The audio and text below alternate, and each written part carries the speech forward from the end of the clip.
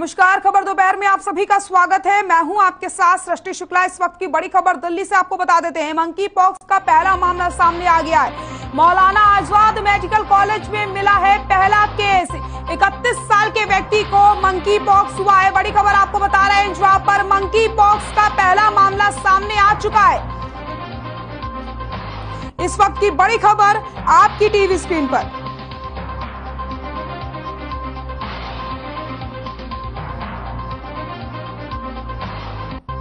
दिल्ली में monkey pox ने दस्तक दे दी है। मंकी पॉक्स वायरस का संक्रमण देश में बढ़ता चला जा रहा है। ऐसे में बढ़ता प्रकोप देशवासियों की चिंताओं को भी बढ़ा रहा है। आज यानी 24 जुलाई को राष्ट्रीय राजधानी दिल्ली में इस वायरस से संक्रमण का पहला मामला सामने आ चुका है। तो आपको बताते चले, दिल्ली में मंकी पॉक्स ने दस्तक दे दी है। पहला मामला दिल्ली में सामने आया है।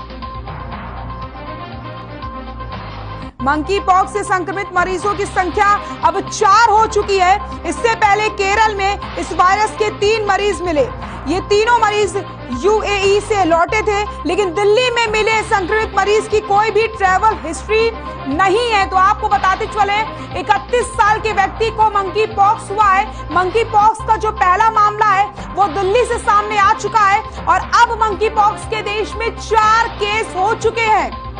इससे पहले 3 मामले केरल से सामने आए थे। तो आपको बताते चले, यहाँ पर जो चिंता है वो बढ़ाने वाली खबर ये सामने आई है। मंकी पॉक्स का पहला मामला सामने आ चुका है दिल्ली से।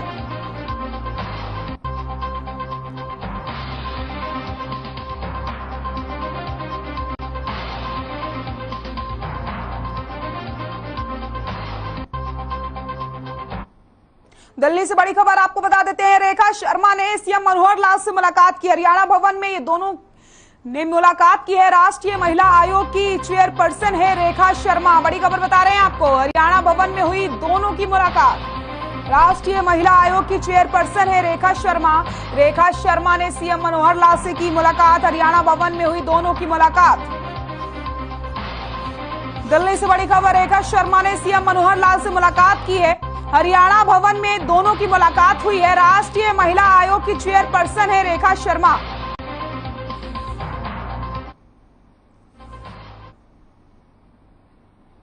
तो ये तस्वीरें आपकी टीवी स्क्रीन पर। रेखा शर्मा ने मुख्यमंत्री मनोहर लाल से हरियाणा भवन में मुलाकात की है।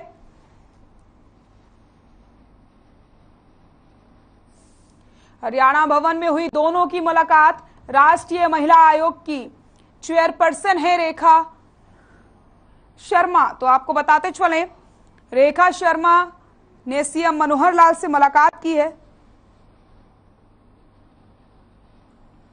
राष्ट्रीय महिला आयोग की चेयरपर्सन है रेखा। तस्वीरें भी आपको दिखा रहे हैं। रेखा शर्मा ने मुख्यमंत्री मनोहर लाल से मुलाकात की है। हरियाणा भवन में दोनों की मुलाकात हुई।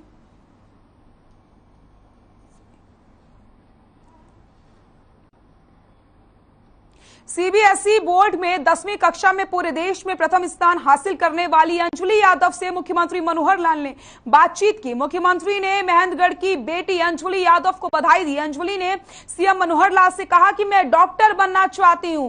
अंजलि और उसकी माता ने मुख्यमंत्री के सामने परिवार की आर्थिक समस्या को भी रखा। मुख्यमंत्री मनोहर लाल ने घोषणा करते हुए कहा कि 2 साल तक 20,000 महीने की वित्तीय सहायता हरियाणा सरकार आपको देगी और 12वीं के बाद देश के सबसे अच्छे संस्थान से एमबीबीएस का कोर्स कराने की भी हरियाणा सरकार यहां पर मदद करेगी। तो 2 साल तक वित्तीय सहायता देने का ऐलान कर दिया गया है।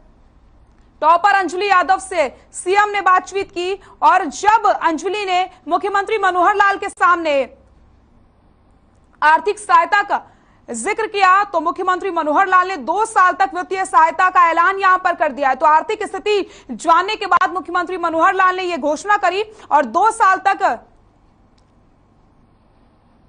यहां पर मदद की जाएगी अंजलि की और उसके बाद सबसे अच्छे कॉलेज में एमबीबीएस की पढ़ाई भी कराने में सरकार मदद करेगी। तो टॉपर अंजलि यादव से सीएम ने बातचीत करी। महेंद्रगढ़ की बेटी अंजलि यादव को मुख्यमंत्री मनोहर लाल ने बधाई दी है।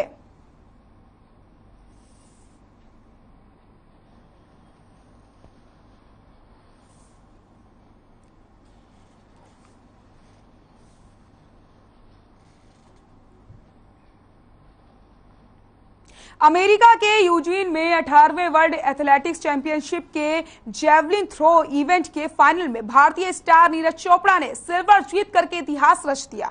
नीरज चोपड़ा ने पहला राउंड में ही फाउल थ्रो किया था, उसके बाद दूसरा राउंड में 82.39 मीटर भाला फेंका और तीसरे राउंड में 86.37 मीटर भाला फेंका, जबकि चौथे राउंड में 88.13 मीटर भाला फेंक करके सिल्वर मेडल अपने नाम कर लिया। आपको बताते चले, अंजू बॉबी जॉर्ज एकमात्र भारतीय हैं जिन्होंने वर्ल्ड एथलेटिक्स चैंपियनशिप में 2003 में कांस्य पदक जीता था। उन्होंने लॉन्ग जंप में यह मेडल जीता था, लेकिन अब भारत के लिए इतिहास रचते हुए दूसरा मेडल नीरज चोपड़ा ने अपने नाम किया है।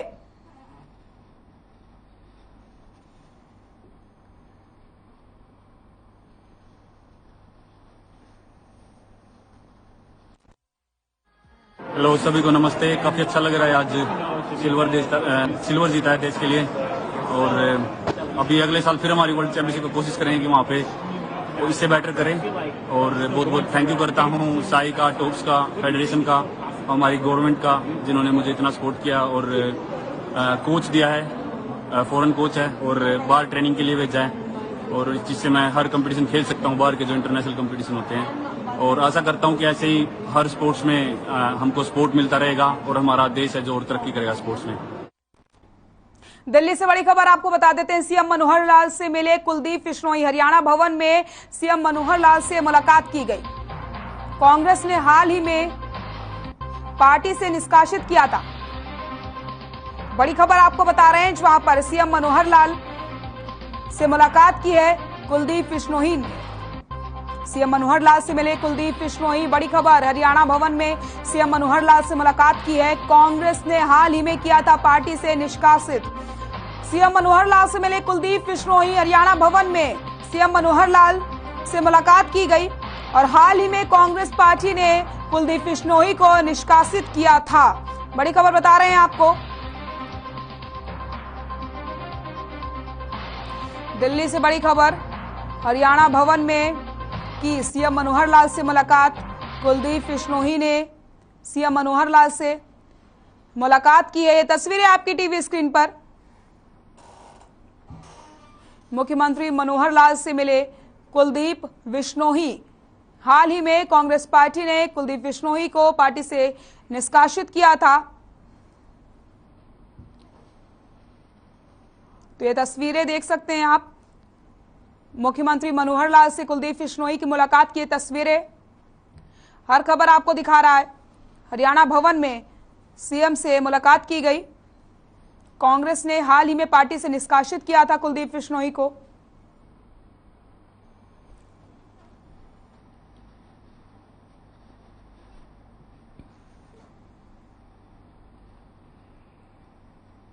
एथलेटिक्स चैंपियनशिप में सिल्वर मेडल जीतने वाले हरियाणा के छोरे को सीएम मनोहर लाल ने बधाई दी। सीएम मनोहर लाल ने कहा कि हमें नीरज पर गर्व है। नीरज चोपड़ा ने एक बार फिर से देश और प्रदेश का नाम बढ़ाया है और क्या कुछ कहा सीएम ने, वो भी आपको सुनाते हैं। और हरियाणा जो है वो वर्ल्ड एथलेटिक्स चैंपियनशिप में नीरज चोपड़ा ने आज देश के लिए सिल्वर मेडल जीता है और ये पहला इतिहास बना है हमारे लिए। इससे पहले 2003 में अंजू बॉबी जॉर्ज ने ब्रॉन्ज मेडल तो जीता था, लेकिन सिल्वर मेडल पहली बार जीता है और इस अवसर पर बहुत ही खुशी का एक मुकाम है। मैं अपनी ओर से, हरियाणा सरकार की ओर से नीरज चोपड़ा को बहुत बहुत बधाई देता हूं, बहुत बहुत शुभकामनाएं देता हूं और ये हरियाणा के लिए गौरव की बात है। पानीपत में उनके गांव में इस समय लोग इकट्ठे हैं, माता पिता उनके इकट्ठे हुए हैं, उनको भी मैं बहुत बहुत नीरज चोपड़ा को वर्ल्ड एथलेटिक्स चैंपियनशिप में सिल्वर मेडल जीतने पर हरियाणा के गृह मंत्री अनिल विज ने भी बधाई दी। उन्होंने कहा कि नीरज चोपड़ा ने एथलेटिक्स चैंपियनशिप में दूसरे नंबर पर आने पर भारत का गौरव और मान को बढ़ाया। नीरज चोपड़ा ने हरियाणा का मान बढ़ाया, साथ ही कहा कि हरियाणा खिलाड़ियों की धरती है। हरियाणा ने देश के लिए कई मेडल जीते हैं। वर्ल्ड एथलेटिक्स चैंपियनशिप में नीरज चोपड़ा ने जेवलिन थ्रो में सेकंड पोजीशन हासिल करके भारत का मान बढ़ाया, हरियाणा का मान बढ़ाया। हरियाणा खिलाड़ियों की धरती है। हरियाणा ने बहुत मेडल जीते हैं देश के लिए। ओलंपिक में भारत को गोल्ड दिलाने वाले हरियाणा के छोरे नीरज चोपड़ा ने 18वें वर्ल्ड एथलेटिक्स चैंपियनशिप में सिल्वर मेडल जीतकर एक बार फिर से भारत का नाम रोशन करने का काम किया है। वहीं पानीपत जिले के गांव खंडरा में जीत का जश्न मनाया जा रहा है। आपको बता दें कि अमेरिका की यूजीन में चल रही 18वें वर्ल्ड एथलेटिक्स चैंपियनशिप में जेवलिन थ्रो के फाइनल में नीरज चोपड़ा ने सिल्वर मेडल जीतने का कमाल किया है। नीरज के घर में जश्न का माहौल है, मिठाई और लड्डू बांटे जा रहे हैं। इस खुशखबरी को सुनते ही उनके पिता की आंखों में आंसू आ जाते हैं। नीरज के पिता सतीश चोपड़ा ने अपने बेटे की इस उपलब्धि पर जश्न मनाते हुए बेटे की तारीफ की है।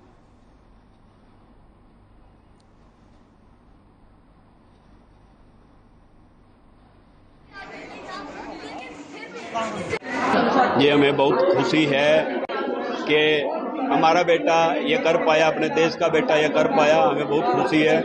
अभी तक अपना एक मेडल था, ब्रॉन्ज मेडल अपने इसके वर्ल्ड चैंपियनशिप में ब्रॉन्ज मेडल था जो बॉबी जॉर्ज का, और अब नीरज सिल्वर ले पाया है, बहुत खुशी है।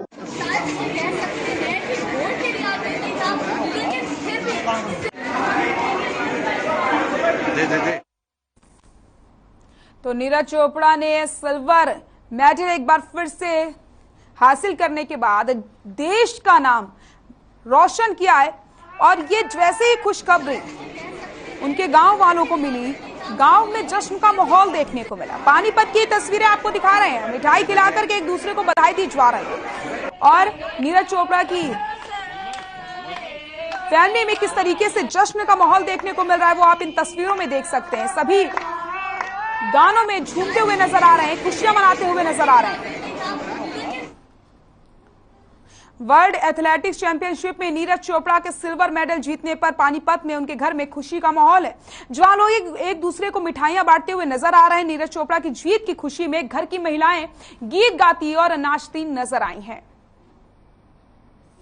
जब गांव में किसी खुशी होती है, गीत गाए जाते हैं और नृत्य देख के जाता है, तो हरियाणा के नृत्य यहाँ देखने तो घर की महिला को लगता है माता जी हैं उनको गीत गा रही हैं। आइए सीधा माता जी से बात करते हैं। सोनीपत से आपको बड़ी खबर बता देते हैं। एसटीएफ को मिली बड़ी कामयाबी। लॉरेंस बिश्नोई गैंग का शार्प शूटर गिरफ्तार हुआ। शार्प शूटर प्रवीण उर्फ पीके पर 5000 का था इनाम।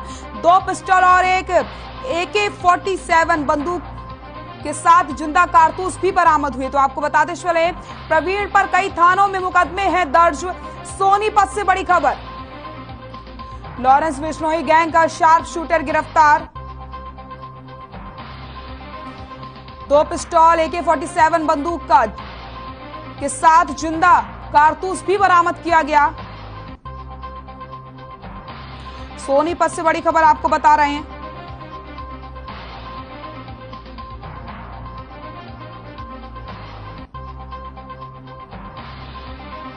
तो आपको बताते चलें एसटीएफ को बड़ी कामयाबी हाथ लगी है। लॉरेंस बिश्नोई गैंग का शार्प शूटर गिरफ्तार हो चुका है। शार्प शूटर प्रवीण उर्फ पीके पर 5000 का इनाम था। 2 पिस्टल AK-47 बंदूक का जिंदा कारतूस भी बरामद किया गया है। इस वक्त की बड़ी खबर आपकी टीवी स्क्रीन पर।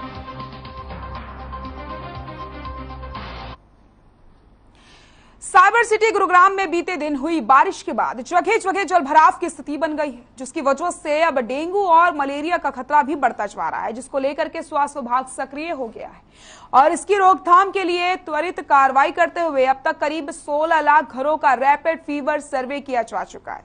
रैपिड फीवर सर्वे के दौरान घरों में मच्छरों का लार्वा मिलने पर अब तक करीब 1100 से अधिक घरों को नोटिस जारी कर दिया जा चुका है और डेंगू और मलेरिया की रोकथाम के लिए 202 गांवों को फॉगिंग मशीन भी वितरित की गई है।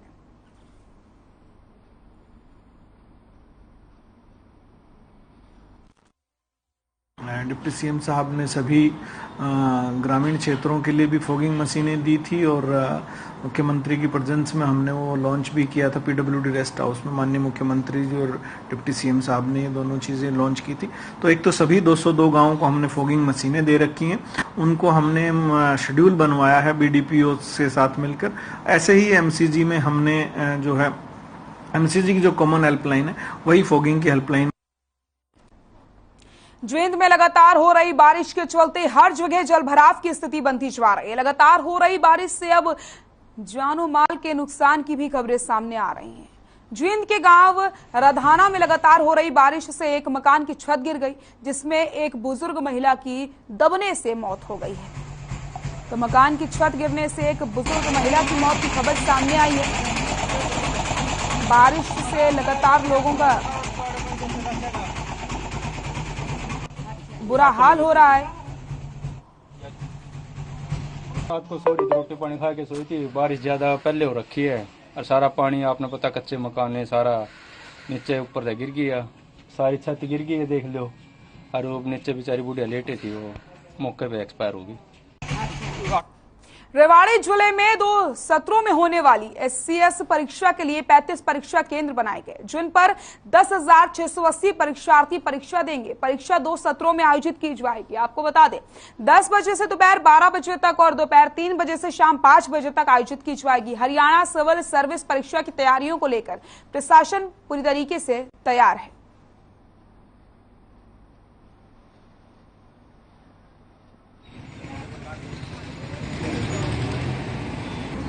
हर तरह से हमने इसको लीक प्रूफ रखा है, किसी भी तरह की कोई गड़बड़ी नहीं होने दी जाएगी। पुलिस के पुख्ता प्रबंध हैं और दूसरे डिपार्टमेंटों के ऑफिसर्स भी चेकिंग पे हैं, CM फ्लाइंग भी है और ऊपर से भी अधिकारी आए हुए हैं जो हर तरह की किसी भी तरह की कोई परेशानी है उसको हल करेंगे। अंबाला में अपराधियों के हौसले लगातार बुलंद होते नजर आ रहे हैं। अंबाला में ठगों ने एक रिटायर्ड फौजी को अपना शिकार बनाया। इंश्योरेंस पॉलिसी की रकम रिफंड करने का झांसा देकर 85 लाख से भी ज्यादा रुपए की ठगी की गई है।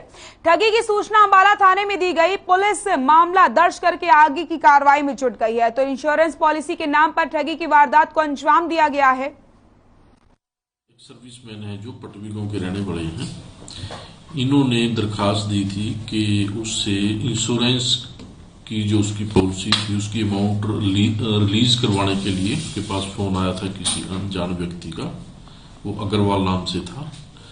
तो उसने अलग अलग डेट्स में इनसे पैसे लिए हैं, जो इनका यूनियन बैंक है और यूनियन बैंक से ही वो उनके दूसरों के खाते में पैसे गए हैं। वो 85,55,700 रुपए की अमाउंट है। उसके बारे में हमने मुकदमा दर्ज कर लिया है और तफ्तीश। झज्जर में चोरों के हौसले दिन प्रतिदिन बुलंद होते जा रहे हैं। चोर एक के बाद एक बार फिर से घटना को अंजाम दे रहे हैं। ताजा मामला झज्जर के बेरी गेट से सामने आया, जहां चोरों ने दिल्ली पुलिस के कार्यरत ASI सतीश कुमार के घर पर धावा बोल दिया। चोर 61 तोला सोना, 1 किलो चांदी और 1 लाख रुपए नगद चोरी करके फरार हुए हैं।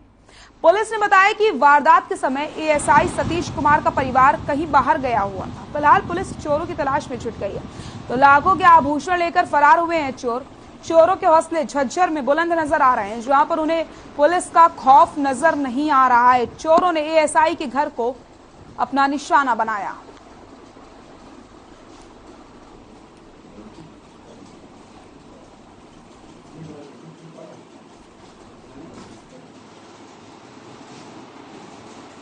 ये सतीश सनोमल खान सिंह है, बैरिगेट का, जो दिल्ली पुलिस में कार्यरत है, नोएडा में रहता है। इसके भाई ने सूचना दी कि इसके मकान में चोरी हो गई है। सतीश ने थाने में दरखास्त दी है, मेरे मकान में तो 61 तोले सोना, 1 किलो चांदी और 1 लाख रुपये चोरी कर लिए।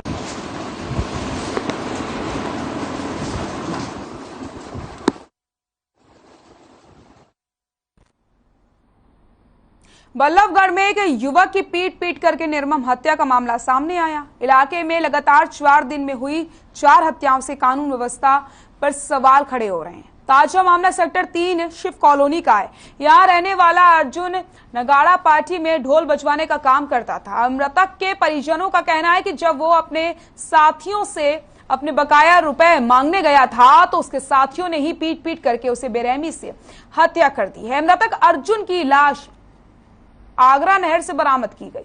पुलिस ने मामला दर्ज करके जांच शुरू कर दी है। वहीं अर्जुन के परिजनों ने आरोपियों की जल्द से जल्द गिरफ्तारी की मांग की है।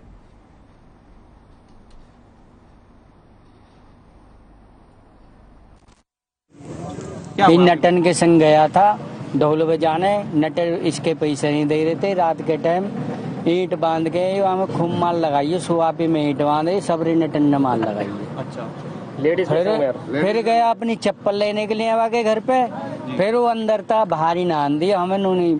मैं सुबह के टाइम गया हूँ तो सबरी नट में होता गुताव गुताव बता रही, मैं अपने लड़का आज पूजने के लिए गया। अच्छा, लड़ाई झगड़ा हुआ है, अर्जुन नामक लड़का है ये अभी ये, और इनकी माँ की तरफ से जो थी, माता जी की तरफ से कंप्लेंट दर्ज हुई थी, जिसमें लड़ाई झगड़ा और कहा था। उसके बाद जो इनका बच्चा जो है वो लापता है, तो उसके तहत जो है पर्चा दर्ज था PS सिटी में, और बाद में आज सुबह ही जो है नहर के पास इनकी डेड बॉडी मिली है। तो इसमें जो भी एलिगेशन है, अभी पोस्टमार्टम FSL टीम भी आ चुकी है, निरीक्षण भी हो गया है, इसको अभी BK में ले जा रहे हैं पोस्टमार्टम के लिए। और जो जिस हिसाब से ये आगे की जो भी आगे स्टेटमेंट देते हैं और जिनका नाम लिखवाते हैं, तो उनके ऊपर कार्रवाई सख्त से सख्त की जाएगी, क्योंकि इससे बड़ा कोई अपराध नहीं है जहाँ पे किसी की मृत्यु हो जाए।